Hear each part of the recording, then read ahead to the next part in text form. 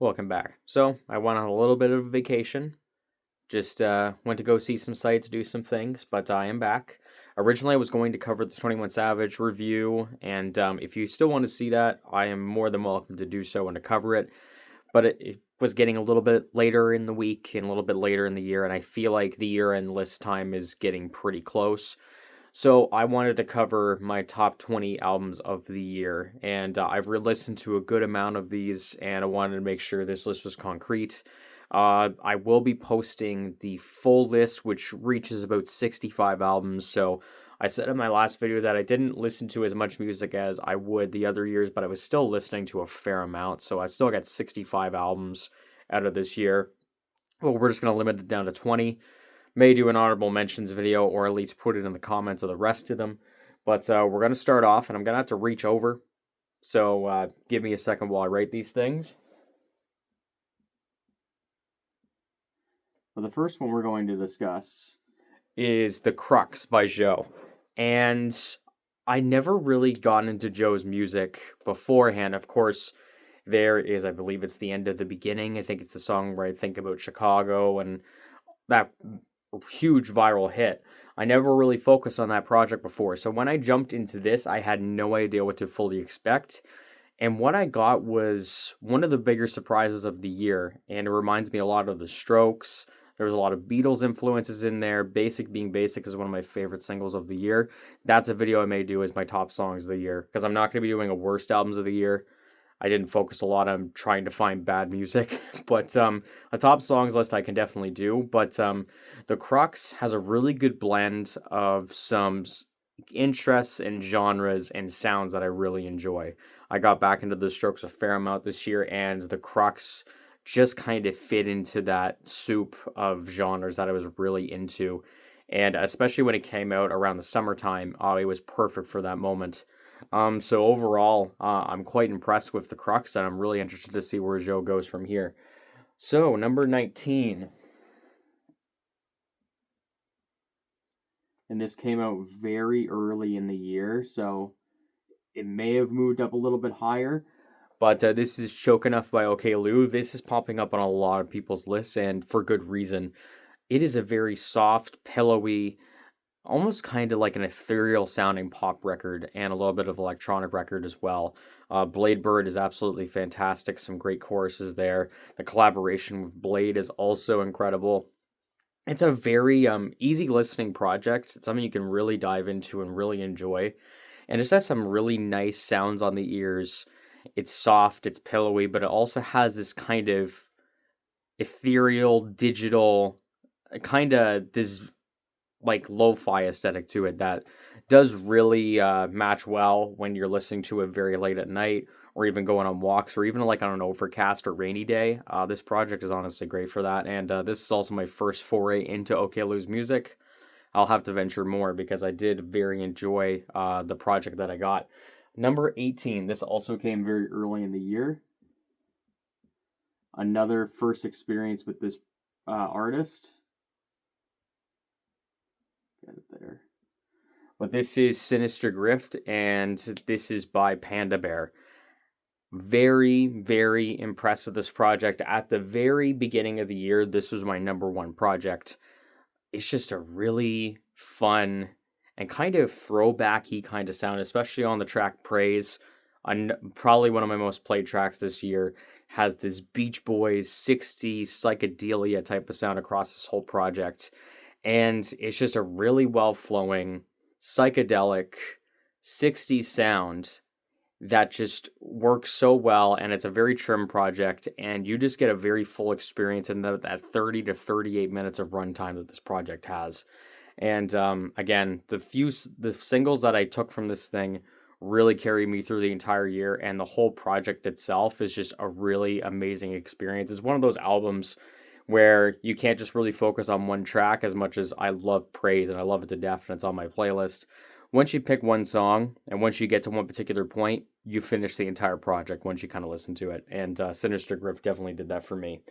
So this is a very new addition to my list. So much so that it was only added about a week ago, maybe even less.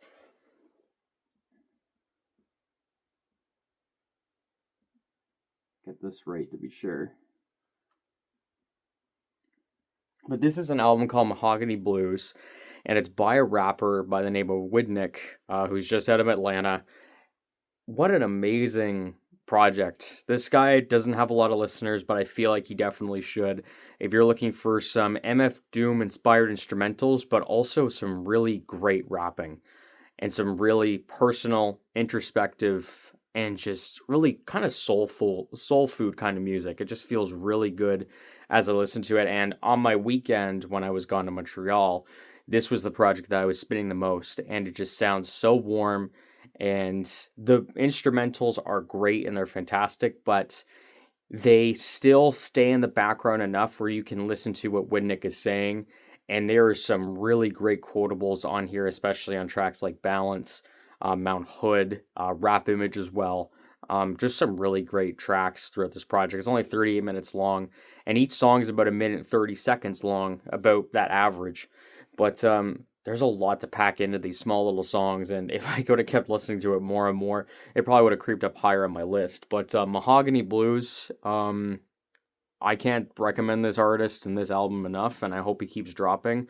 I'm going to be following very closely. I'm going to recommend this project to as many people as I can. All right. So this one is going to be probably low for a lot of people.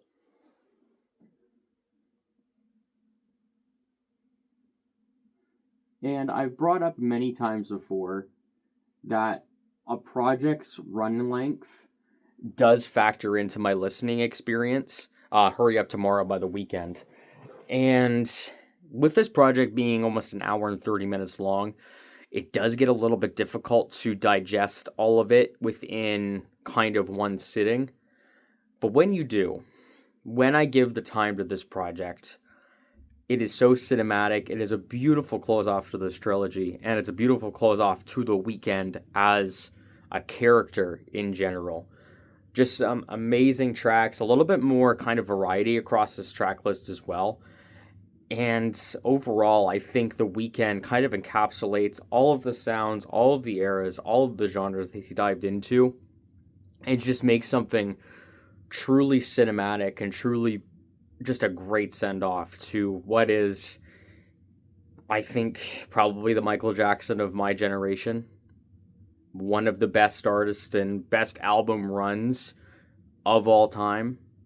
And I think Hurry Up Tomorrow, while there has been better projects that came out this year for me, the way that this trilogy and the way that The Weeknd itself has capped off is so satisfying.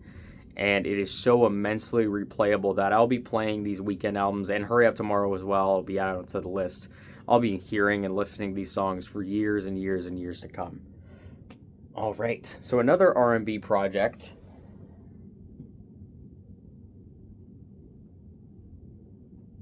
One of my favorite R&B artists as well, and that's Son of Spurgy by Daniel Caesar.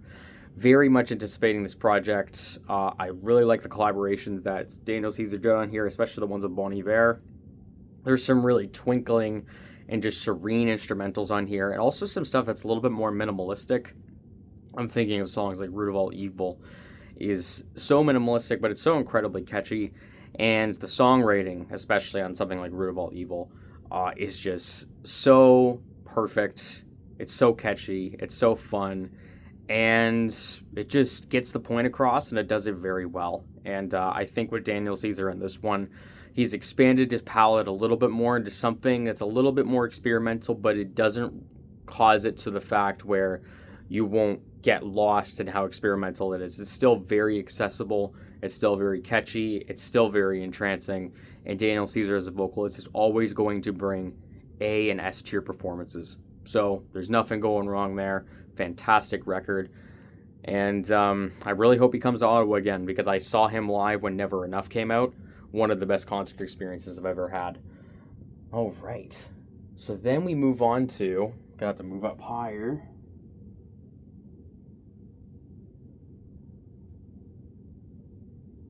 Never Enough by Turnstile. Of course, there was Glow One that came out a couple of years ago, and I didn't really dive into that project until much later. So when Never Enough was coming around, I heard a lot of buzz about it. I heard a lot of talk about this project and about this band, and with Never Enough, It truly lives up to the expectations that people have set out for it. Great, some amazing, beautiful, bright kind of punk, alternative rock. It is a very winding record. It can get in some very beautiful and blissful directions, but it can also go into an entirely different direction and go very hard, incredibly hard, especially with songs like Birds and Soul. But then you get those softer moments like I Care, and there's some mixes in between, like song like Dreaming as well.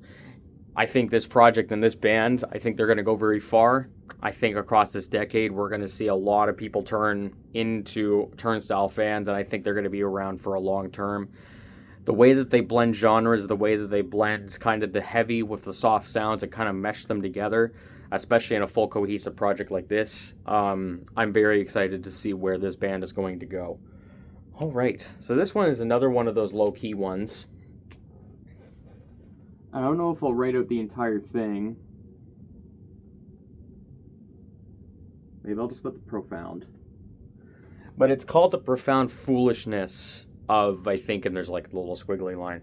And this is by an artist named AMXN Radio. These are two former artists, I think they're still our artists, of Hillsong United. So this is a Christian-based album. And it kind of falls into that worship territory. But this is one of the few times where I have found that Christian moniker really gets turned on its head and it becomes extremely experimental. The way that these songs start off and become almost like these IDM, EDM, kind of these soft electronic songs and ballads, and the way that these songs are written, the way these songs are constructed, are very much not what you're going to expect from a worship Christian album. It's very experimental and it's very interesting. And that's what captivated me the most about this. And you'll have songs that are like 10 to 12 minutes long. You'll have songs that are 2 minutes long.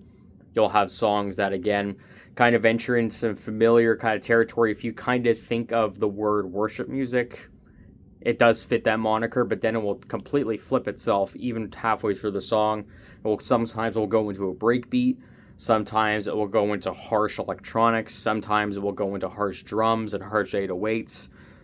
All I gotta say is that I'm very impressed with the way that it takes a very conventional and very familiar sound, especially what I'm used to, and completely turns it into something else, into something that is, when you look at the album cover, it's very spacey, it's very otherworldly, and it's very interesting. So I highly recommend you check out that project. Number 12. I'll just put the first name to it. And that is Vanisher Horizon Scraper by Quedeca. So a couple years ago, Scrapyard was on my list. And Vanisher Horizon Scraper is more of a story and more of kind of an immersive project. And I think while it's not as good as Scrapyard, while it's not as good as I Didn't Mean to Haunt You, I still think that Quedeca is still advancing his sound and his immersion to the sound crazily good. Especially with this album, it feels watery. It feels like a coastal album. You just feel kind of immersed in this environment. Hearing all the sounds, hearing all of the just violins, the way that these songs are constructed are so beautiful, they're so gorgeous. And then when you get towards the latter portion of the album, you get a little bit of that harsher sound that you're kind of familiar with the songs of I Didn't Mean to Haunt You. And overall, while this project, again, is not as good as Scrapyard or I Didn't Mean to Haunt You for me, I still think Quedeca is really expanding his palette and sound. And I still think that there is a 10 out of 10 album out of Quedeca. And I think we're getting so close to it. There is going to be one album, whether it's going to be this decade or it's going to be next decade, where I think Quedeca is going to make a true and unadulterated masterpiece. And I'm just kind of waiting for it. Number 11. Am I going to have enough space?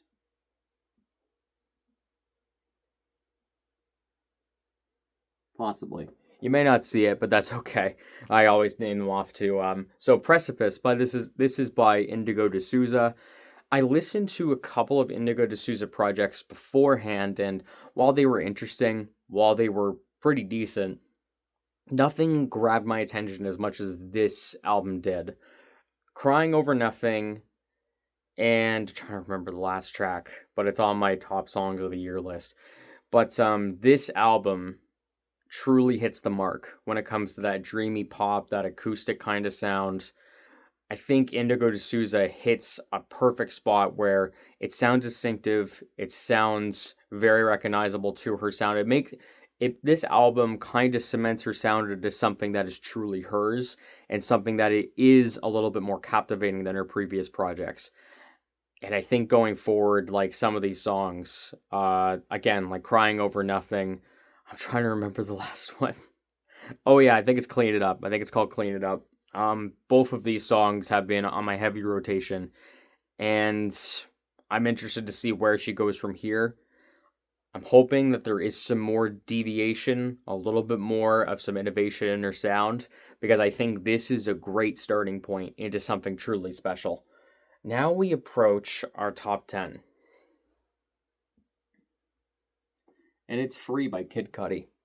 I see a lot of people don't like this project, or a lot of people didn't give it the time of this project. This is Kid Cudi, definitely at his most accessible, definitely at his most poppy, but definitely at his most happy. And this came out at a time where you had Kid Cudi's Free, this project. You also had Chance the Rapper with Starline. It was just a very wholesome time for a little bit in hip hop and just kind of music in general. And Free, I think, allows Kid Cudi to make a very Kid Cudi pop project. I think Kid Cudi has kind of ventured into these poppier sounds before, but I feel like this one just feels that little bit different and that little bit more just fun. And I think the songwriting on here, it's just also just really nice to hear Kid Cudi in an emotionally and mentally good place. And you hear that on this project. There's just some great songs, some great production, especially on Past Life is probably one of my favorite songs of the year. It just sounds so, it feels cloudy. It feels like you're on a cloud. It feels like, again, like you're free. And it just feels just wholesome and happy. And I think especially this year, we kind of needed projects like that. So, venturing off into something a little bit darker.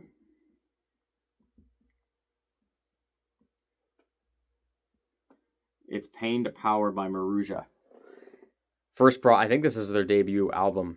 And very harsh alternative, kind of metal, kind of rock kind of sound. But they are very good at these musical set pieces, especially I think it's called Salaries or something like that. Sometimes it's hard to pronounce the tracks, but that track and They Look Down on Us are these amazing sequential, just kind of these little slow burns that turn into these massive bonfires of songs. They become very bombastic, they become very explosive, and they just really help with the payoff towards the end. And the way that these songs just kind of careen and just go through these crazy emotions, these crazy highs and these somber lows. It's really interesting to see where this album is and where this band is going to go, because they, just off this debut project, and they also have the EP as well, there is something truly very special here, and I'm going to be very excited going into the latter part of this decade and into the next decade. I think heavy music, metal music, and alternative music is going to make a very huge comeback. And I think Maruja is going to be one of those bands to look out for that said comeback. Number 8.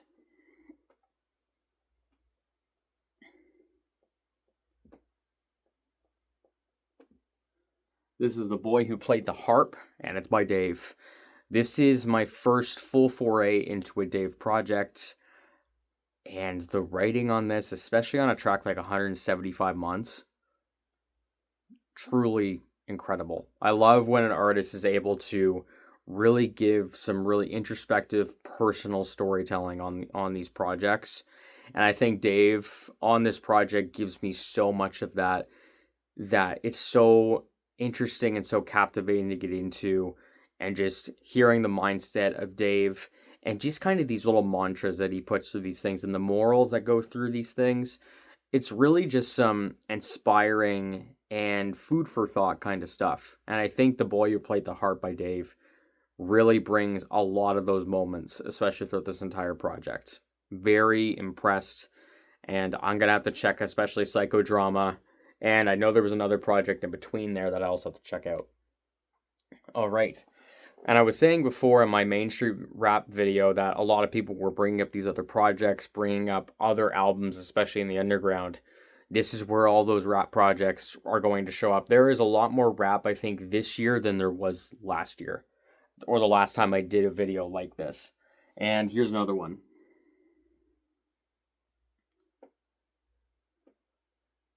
This also falls into the category of just being happy that my favorite artists are doing well emotionally and mentally. And Live, Laugh, Love by Earl Sweatshirt is some rap songs, but it's the happy ending.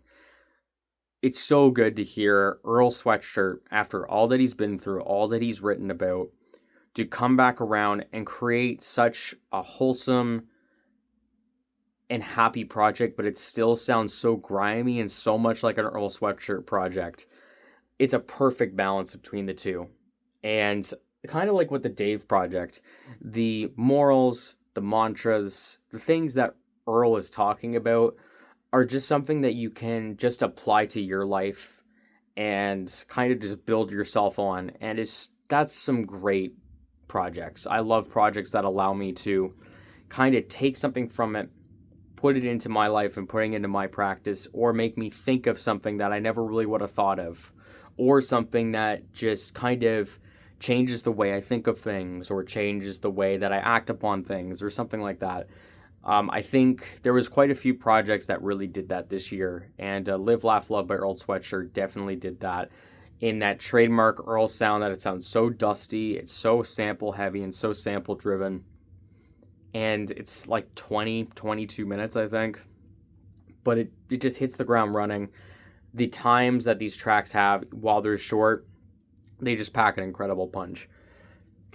All right, so then we get to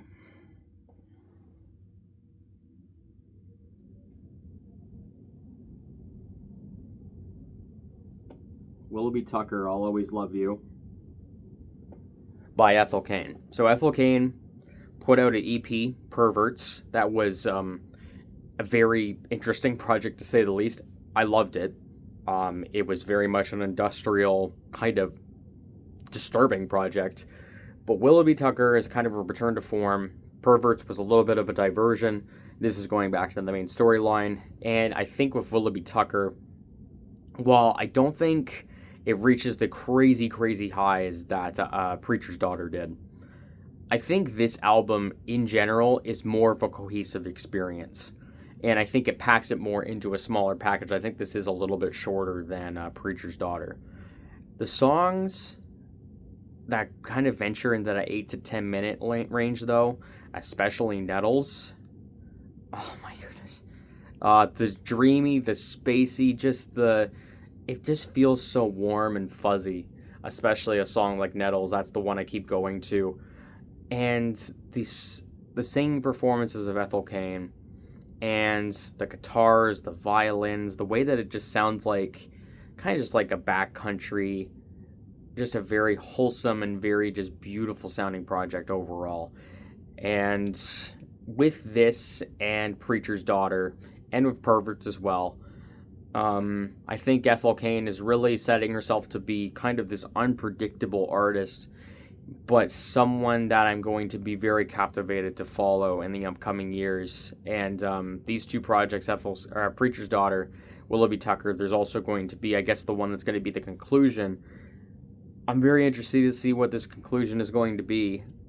Yeah, just overall, like, there's some songs on here, I'm going to keep bringing up Nettles, that just truly floored me. And I can't believe a song that's 8 minutes long is able to feel so quick, feel so satisfying, and justify its length.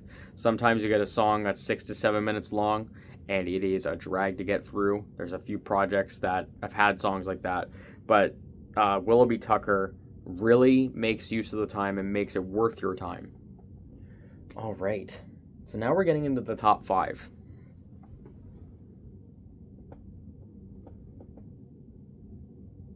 Trying to remember, I think Geese had my number 1 album of 2023, 3D Country, and Getting Killed is kind of the same thing of Willoughby Tucker, where 3D Country I think has some of the best highs and best songs of the entire decade on it, but I think Getting Killed is a more fuller project.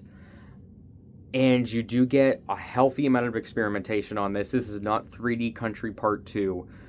This is Geese turning into form, into creating so many different sounds, but it still sounds so much like Geese. This also reminds me a lot, again, of the Strokes. And the way that Geese is kind of just taking the world by storm, and they're still testing out their audience, especially with these bombastic and crazy songs like Trinidad. But you're also getting these kind of methodical, interesting, and very off-the-wall kind of songs as well, with songs like Cobra, songs like Husbands, and you also get the softer moments with songs like Oh Pays to Cocaine as well. This band can literally do whatever it wants. It can venture in whatever sound they want to. They make it their own, and they make it sound so impeccably good. This is when I look at bands when I'm going to get older. Of course, I have a daughter. When I look at bands, and like other people may have had the Beatles, may have had the Rolling Stones, may have had other artists that kind of venture into that classic rock kind of territory, kind of those mainstays of the genre. When it comes to my generation, I think Geese is going to be in there. And I still think there is room for so much more. And there's also Cameron Winter as a solo artist that can kind of do whatever he wants. But, oh boy, alternative music, as I was saying, alternative and rock music, I think is going to have a major bounce back, especially in these next 5 years of the decade. I think there's going to be some truly incredible albums in this genre. And Geese is kind of becoming the forerunner of that. They are becoming the artist to watch, not just in like their kind of subgenre of rock and alternative rock, but even just in music in general. They have blown up so immensely, and it's not from selling out or sounding very poppy. It's just they just sound so different, but sound so great at the same time. All right, number 4. Cruel Joke, and this is by an artist named Ken Pomeroy. One of my favorite country records of the decade. And it sounds so much like a grassroots, kind of an essential country album, not like a pop country, not something that just sounds like a Morgan Wallen or something that sounds like a Luke Combs or anything like that. This just sounds straight off of a back road in the back country. Banjo and all, this is a true country project. And the way that Ken Pomeroy kind of encapsulates and kind of works with that old classic sound, it's just, there's nothing really like these crazy bells and whistles that makes it crazy innovative or crazy like something that's truly off the wall. It stays in its lane, it stays in its sound, and it pretty much does it perfectly. And in a short runtime as well. Rango, one of my favorite songs of the year, and the song rating on here can also get very personal and also very like upfront and honest. And you don't get that a lot, I find, especially in like the backroots country that kind of this album resides in. You still get obviously those honest moments in country music, but I feel like this one pulls the veil just a little bit more into something that's a little bit more eye-catching and interesting. But Cruel Joke by Ken Pomeroy, one of my favorite country projects of the decade. The most satisfied I've been with a country project probably ever since Golden Hour by Kacey Musgraves. Number 3. Sure, we'll make that a U. Or make that an L. Lux by Rosalia. I did not know that this project was going to be using, I think it's like, I can't remember which orchestra it uses, or choir orchestra, but this is some true genre blending stuff that I've never heard of and never thought I would have heard of, especially from Rosalia coming out of Motomami. Wow. This project is, I remember I was driving in the car, and I've never had my jaw drop on the floor as many times as this project does. It sounds so grandiose. It feels like from another world. It feels like this is like something heavenly, something that is far beyond my mere mortal self. And the way that Rosalia works with this, works with an orchestra to create these truly incredible and larger than life moments, and also sometimes to scale it back into something that is just kind of a little bit fun in kind of ways as well. Rosalia with Motomami in this is a crazy run. And Lux is an album I think I'm going to listen to so many times throughout this decade, to the point where I would not be surprised if this album becomes in my top 3 or top 5 albums of the decade when I get to that point. It is truly astonishing, gorgeous, jaw-dropping music that you won't hear music like this. When you hear this, you think you've probably heard everything, but I think this album is a whole different story. Number 2. I'm just going to put the artist name. This isn't Coffee. This is from the private collection of No ID. I will say, there was 2 rap 10 out of 10s that I had this year. This is one of them. I never really got into Saba's music before.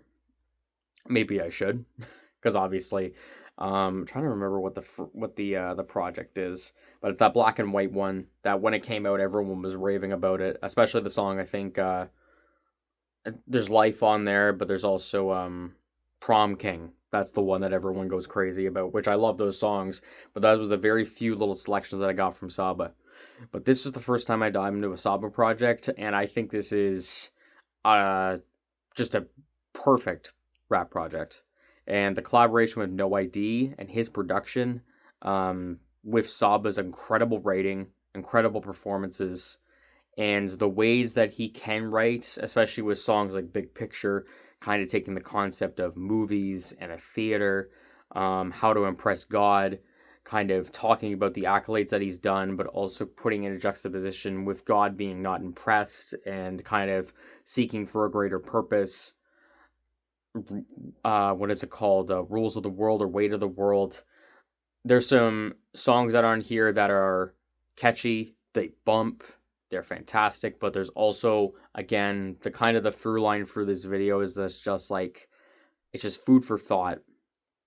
It allows you to be introspective, allows moments to think upon oneself, putting yourself into these situations, putting yourself into these lyrical concepts. And again, with No ID, he has done incredible work with Logic. He has done the incredible album with 444 by Jay-Z, which I also think is a 10 out of 10. This album is also a 10 out of 10. Truly incredible project that I think is going to go so underrated, especially in this decade. But so many times I listened to it when it came out, and when I re-listened to it, sometimes the rating drops. Sometimes I think it's just like, well, maybe it's like a 9 out of 10. Maybe it's so close to that 10, but it's not. These 2 projects, when I re-listen to them, they're just solid 10 out of 10s. And you're probably thinking and knowing what my number 1 is, and your assumption is probably correct. And that's Pusha T and Malice with Let God Sort 'Em Out. I mean, what else do I have to say?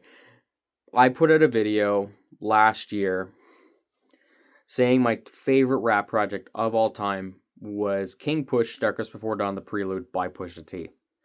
10 tracks, just the perfect rap project that allowed Pusha T to dive into some more introspective and personal topics, as well as having some incredible production, incredible guest performances, and it's one of my favorite rap experiences of all time. Let God Sort 'Em Out is there too. The way that Pusha T and Malice work together is just absolute cinema. And Pharrell, well, I've been kind of off and on with his production. This is some of the best production he has ever done. Songs like So Be It, POV, FICO, Chains and Whips. There is some ungodly, crazy, disgusting beats on this project from Pharrell Williams.